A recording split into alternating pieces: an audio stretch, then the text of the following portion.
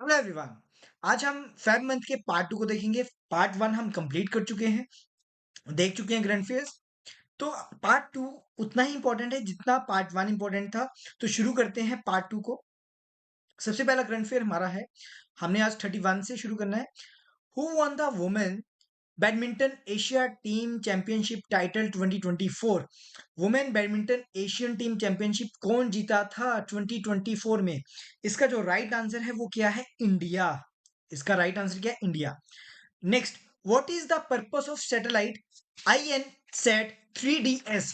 IN set 3DS का main purpose क्या था? मेन पर्पस था मेट्रोलॉजिकल ऑब्जर्वेशन, इसका मेन पर्पस था। नेक्स्ट, ये इनसेट से ही रिलेटेड है question. Which rocket was used to launch INSET 3DS? Again most important question, कौन सा किया गया? GSLV F14 किया गया। ये इंपॉर्टेंट क्वेश्चन है, मार्क कर लें। नेक्स्ट, नेक्स्ट क्वेश्चन भी बड़ा इंपॉर्टेंट है।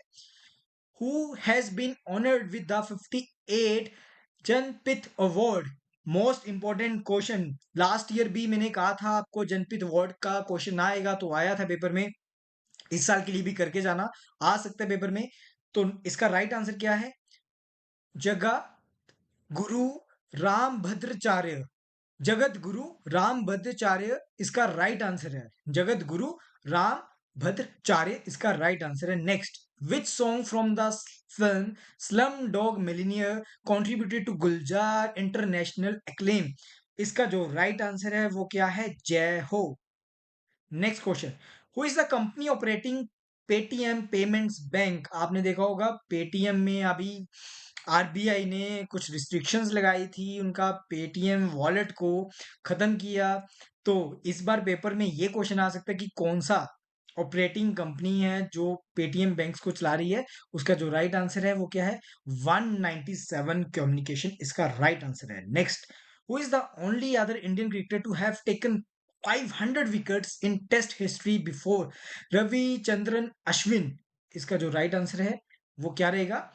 अनिल कुंबले इसका राइट आंसर रहेगा।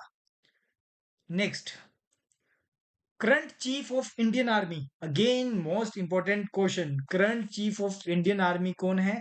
जनरल मनोज पांडे इसका राइट आंसर है। Next, which did the Supreme Court to do regarding the electoral bond scheme for political funding? Again, most important question. हाँ जी, इसका जो राइट आंसर है वो क्या है? Invalidated the scheme. आपको इलेक्ट्रोल बॉन्ड्स के ऊपर क्वेश्चन पेपर में आ सकता है, तो आपको इलेक्ट्रोल बॉन्ड्स का आपको हर एक चीज पढ़ने की जरूरत है, तो प्लीज करके जाना। Next, on what ground did the Supreme Court declare the electoral bond scheme as violating citizen right? इसका जो राइट आंसर है, इसका राइट आंसर है violating the right to information. इससे रिलेटेड मैं आपको कुछ क्वेश्चंस बता देता हूं जो आपको देखने हैं। देखो, हमने सबसे पहले तो ये देखना है कि ये कितने जजेस का बेंच बैठा था इलेक्टोरल बॉन्ड की जजमेंट सुनाने के लिए। तो आपको याद रखना है 5 जजेस का बेंच बैठा था। कितने जजेस का बैठा था? 5 जजेस का। देखो, अभी तक इलेक्टोरल बॉन्ड चल रहा है। ये हमारी जजमेंट जो थी, इस जजमेंट का नाम क्या है? कौन से नाम पे ये केस दायर हुआ था आपका?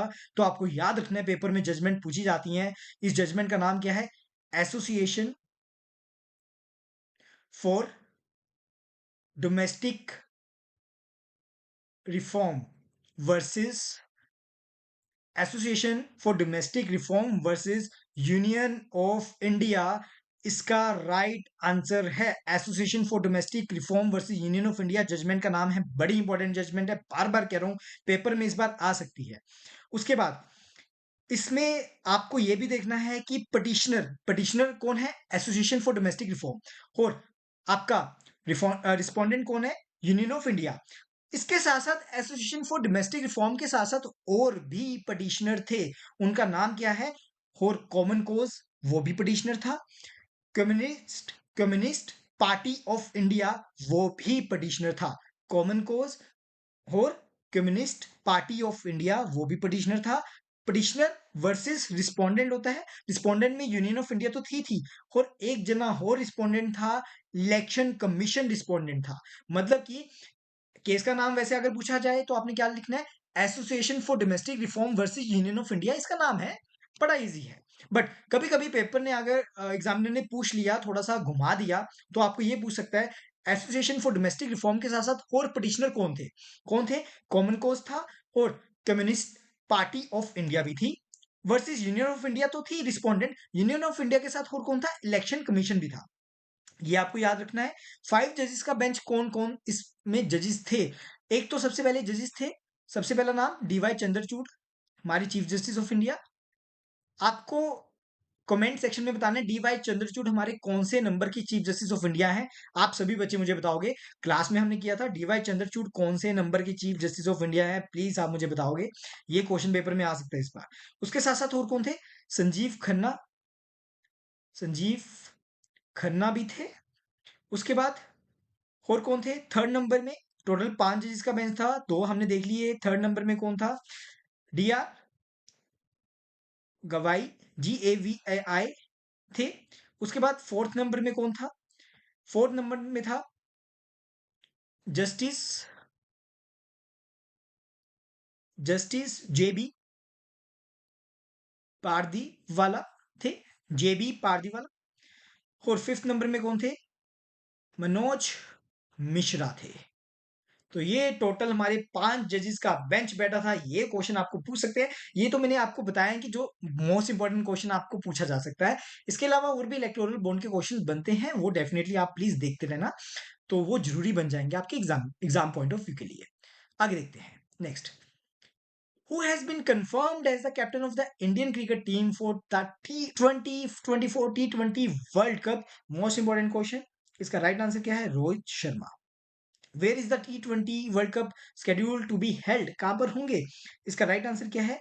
कैरिबियन एंड द USA में होंगे। Next, what is the significance of the BAPS मंदिर इन अबू धाबी? हाँ जी, मुझे BAPS की फुल फॉर्म आप सभी बताओगे क्या है? इसका जो राइट आंसर है वो क्या है?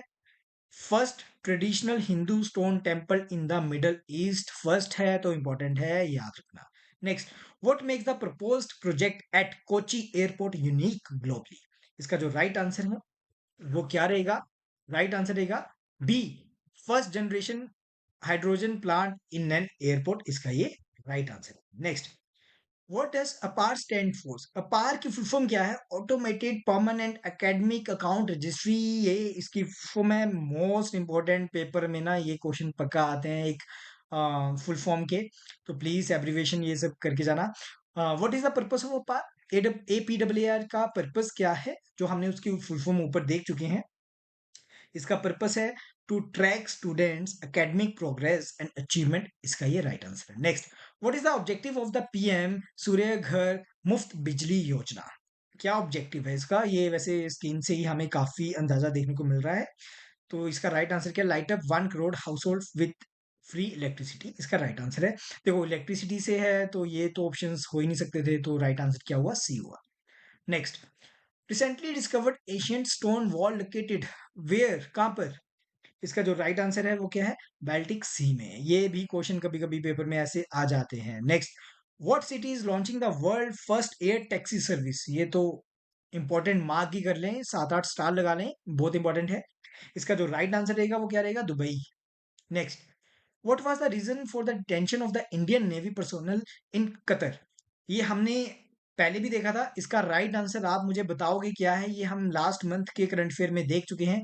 इसका राइट आंसर आप कमेंट सेक्शन में बताओगे इसका राइट आंसर क्या है। Next, after the announcement of Bharat Ratna to former prime minister Chaudhary Charan Singh, which political party decided to join the ruling NDA alliance? देखो इलेक्शंस चल रहे हैं, इलेक्शन से रिलेटेड क्वेश्चन इस बार पेपर में आ सकते हैं। तो इसका राइट आंसर क्या है? RLD, राष्ट्रीय लोक दल। Next, independent candidate who won the majority of seats in the general election are legally are largely affiliated with? इसका जो राइट आंसर है वो क्या है? PTI। उसकी फुल फॉर्म क्या है? Pakistan Tehreek e Insaf. Next question, where is the new Delhi world bank fair 2024 being held? इसका राइट आंसर क्या है? Pragati Maidan, new Delhi. Next, what is the full form of EPFO? Again most important question, इसको मार्क कर लेना। इसका जो राइट आंसर है एम्प्लॉय प्रोविडेंट फंड ऑर्गेनाइजेशन। इसका राइट आंसर है। नेक्स्ट, नेक्स्ट देखते हैं। Who emerge who emerge 1 minute दें। नेक्स्ट क्वेश्चन देखते हैं। Who emerge victorious in the tennis Chennai open ATP challenger final held on November 11 this date? हाँ जी, इसका राइट आंसर क्या है? Sumit Nagal. Next, which country won the 2024 under 19 men's ODI cricket world cup? इसका right answer क्या है? इसका राइट आंसर है Australia. What is the primary objective of the Aadi Mahotsav? इसका राइट आंसर क्या रहेगा? टू शो को the rich diversity of India tribal heritage. इसका ये राइट आंसर है। Next, which Indian prime minister also having served as deputy prime minister, chief minister of Uttar Pradesh and union minister for home affairs and finance? इसका जो right answer रहेगा वो क्या रहेगा? चौधरी चरण सिंह इसका राइट आंसर रहेगा। Next, which prime minister is credited with the opening up the Indian economy during his term? इसका right answer क्या है? PV Narasimha Rao. Next, father of Indian green revolution कौन है? ये बड़ा इंपॉर्टेंट है इस बार एग्जाम के लिए। इसका राइट आंसर क्या है? एमएस स्वामीनाथन इसका राइट आंसर है। बहुत इंपॉर्टेंट बन जाता है आपका एग्जाम के लिए, इस बार के लिए। ठीक है, हाँ जी, ठीक है। तो विच प्राइम मिनिस्टर 59 का आंसर क्या है? पीवी नरसिम्हा राव। इसका right answer PV Narasimha Rao रहेगा। Opening up Indian economy during system, PV Narasimha Rao. But father of Indian green revolution कौन है? ये आपका आंसर क्या रहेगा? एमएस स्वामीनाथन रहेगा। तो ये चीज आपको याद रखनी है। ठीक है, आशा करता हूं आपको ये करंट अफेयर समझ आए होंगे। बाकी हमारा एक मॉक टेस्ट है सैटरडे को, तो आप दे सकते हो, कोई भी बच्चा दे सकता है। कोई रजिस्ट्रेशन नहीं है, जस्ट आप फोन करें, फोन करके आप अपने आप को रजिस्टर करें, तो आप मॉक टेस्ट देने आ सकते हो सैटरडे को। बट अगर आपने फोन नहीं किया होगा तब आप मॉक नहीं दे पाओगे, तो फोन करना जरूरी है। आशा करता हूँ आपको करंट अफेयर समझ आए होंगे। आज के लिए इतना ही। Thank you everyone. Thank you so much.